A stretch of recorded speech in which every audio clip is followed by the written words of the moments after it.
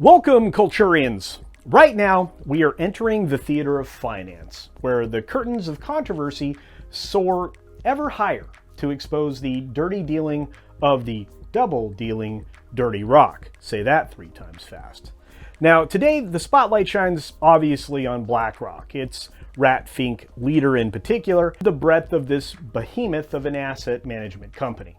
And as the ongoing tempest of turmoil is being even further scrutinized and, well, evaluated by the powers that be, they find themselves in an odd situation. They're being fired over something called ESG.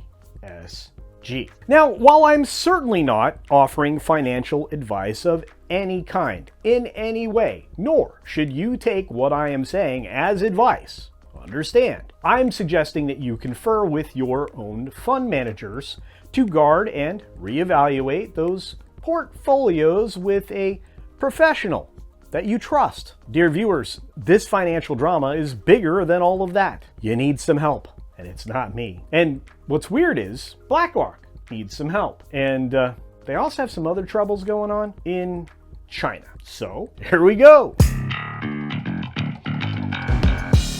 Now, just a quick reminder before we start, to be sure to check out below to make sure that you're still subscribed to the channel. We are less than 1,000 subscribers away from 20,000 subscribers, and all of you out there, the 40% that aren't subscribed, you could really help me out this time. Just go ahead, hit the subscribe button, turn it from red to gray. It's free, it costs you nothing, and it gets me to that 20K so we can celebrate and grow this channel even bigger. Let this be the day I earn the subscription from you.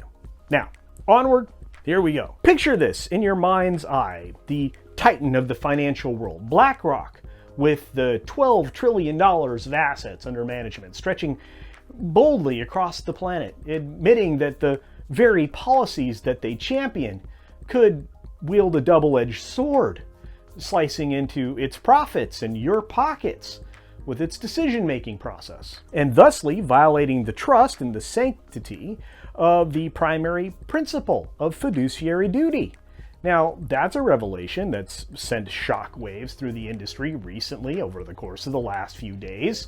It's ignited a fierce debate among stockholders, not stakeholders, and we'll get into that in a minute. It even brought out a statement from its dear leader that we will, well, get to towards the end of the video. You'll want to stick around to hear what the fink says, I assure you. But how did we get here? Let's back up a little bit. How could a company synonymous with profit making decide to be synonymous with ESG investing, and then suddenly find itself at odds with its own principles because of that? And the answer lies in the intricate dance between profitability and a dance where any misstep could certainly lead to unforeseen consequences like they're suffering now. But let's step back even further, maybe 2 steps back real quick. All right, do you guys notice that smell? It's kind of a rat, but not really. Oh yeah, that's the distant owners of earnings season that just recently, well, got shoveled back into the bin. And that, of course, is after all the CEOs and CFOs were shoveling things out and shoveling them on pretty deeply. You see, the annual report, the financial world's version of a tell-all memoir, is widely read into by the pretend leaders of these companies to try and sell another story around their failures, that the future will be even brighter than it is now, which arguably it isn't, but we'll set that aside for the moment. Every single company does that. It's not just Disney, it just seems like they do it a lot and to excess. But we even have a group in our brilliant batch of channel subscribers that actually watch these kinds of events as like the Super Bowl. We gather around 1 or 2 channels and track the progress. We have our own pregame. There's even kind of a playoff system leading into the big game, which always seems to be Disney. And if you haven't participated in that, well, pay attention. It's a lot of fun. Huge chats, huge comments, brilliant panelists. It's a good time. And as I said, especially the biggest event seems to be around Disney, when Darth Iger walks to the podium at the conference table and says ridiculous things. But when it comes to this particular group we're talking about today, BlackRock and similar, these are the entities that manage your money, your future, your pension fund, your retirement, your 401k, and all of the things that go along with it. And these entities we need to start monitoring a little bit more carefully. Those are your most precious investments for the most part. You can only make a handful that are life-changing, and that might be one of them. Are they actually succumbing to the same nonsense that the companies that they invest in are? Or are they driving it? There's an argument that could be made for both. They're pushing politics into corporate decisions that are antithetical to profit and principle when it comes to fulfilling your fiduciary duty. But now, let's zoom in on the political battleground where BlackRock seems to be finding itself stuck in the mud, or maybe cement shoes. But state officials are empowered right now by mandate-level election turnouts, and they're starting to wield some freshly honed swords of scrutiny, at least when it comes to BlackRock and others. The blade has certainly fallen rather harshly, severing some ties with the financial giant itself over its perceived allegiance to China and its extreme forced efforts with ESG and DEI activism. That's a bit of a triumvirate. As a corporation, especially an investment fund, you probably shouldn't find yourself tied up. In fact, that particular move or set of moves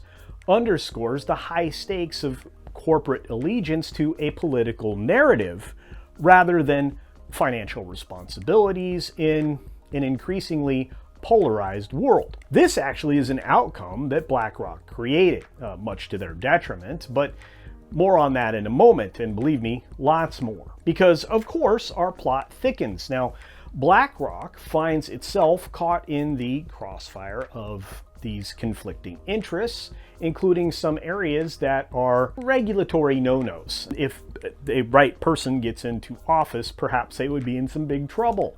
But why are they getting just the kind of backlash they're getting now? Well, let's ask a different question, because it's important. How did ESG principles become entangled in a web of geopolitical tensions? When did that happen, and why?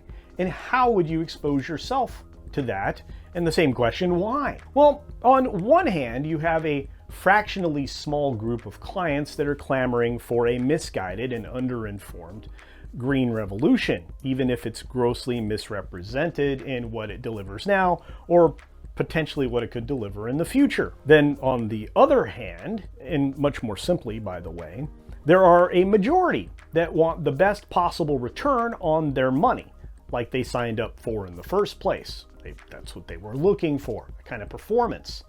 They're relying on that promise of fiduciary duty beyond all else, fearing and recently realizing a substantial hit to their bottom line through these efforts. I mean, you've heard about what's happening with GM and Ford and others, right? In this green revolution that seems to be stalled out and stopping, maybe imploding, words like that. Now, for BlackRock and others, these divided loyalties that they seem to suffer from on the daily is one of the biggest, well, BlackRock's one of the biggest kingdoms of finance. And this kind of stuff is incongruent with anything that would be considered long-term success. Even more plainly put, it's well beyond the energy sector that they're invested in. It's stretching into entertainment and technology and more.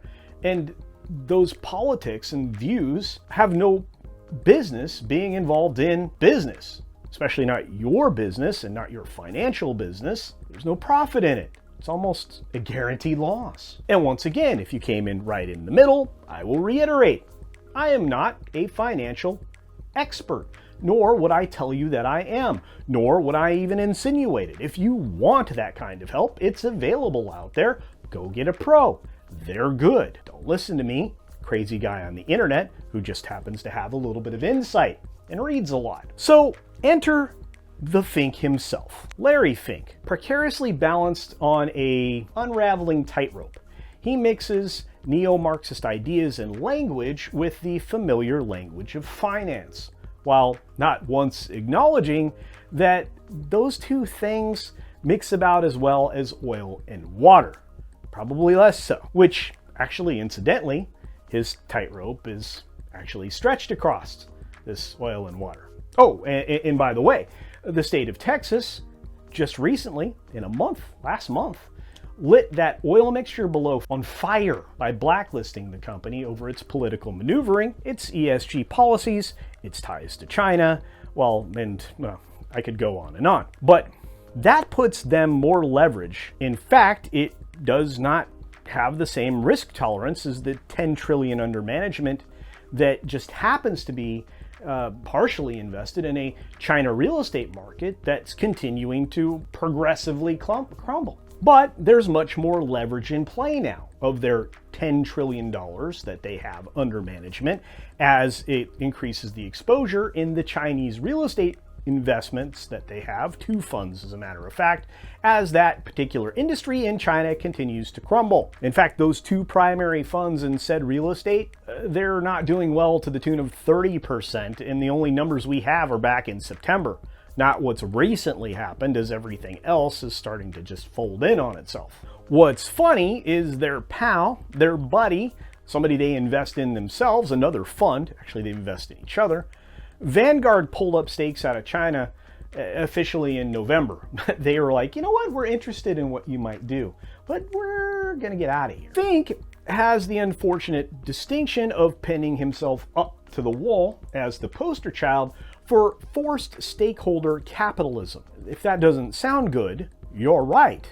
It's a term that was coined by known neo-Marxist global elitist Klaus Schwab as part of his manifesto, otherwise known as a book, that's essentially mandated for every authoritarian lunatic to write. And so he wrote one, which, wow. And corporations that are using this language or its practices are certainly not adhering to the required principles here in the United States and most other Western market nations around the world. But let's save that for another day, because it could be rather dangerous to talk about. Perhaps we should find another channel. Maybe I'll start another channel, or just hang out over on comics. Regardless, the point being that Fink has lined himself up with a political view that is antithetical to the best possible returns for his patrons, his clients, the people that pay him. Actually, they're required legally to receive that kind of service. And realizing just how tenuous his position is,